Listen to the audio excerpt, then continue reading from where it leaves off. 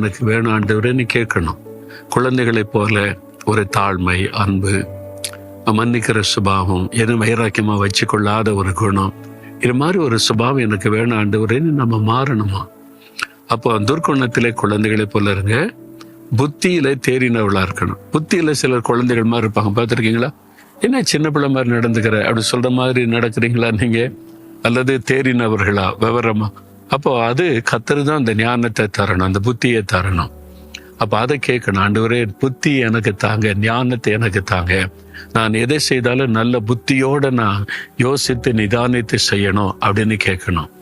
அதுல குழந்தைகள் போல அறிவீனமா நடந்து கொள்ளக்கூடாது, சரியா?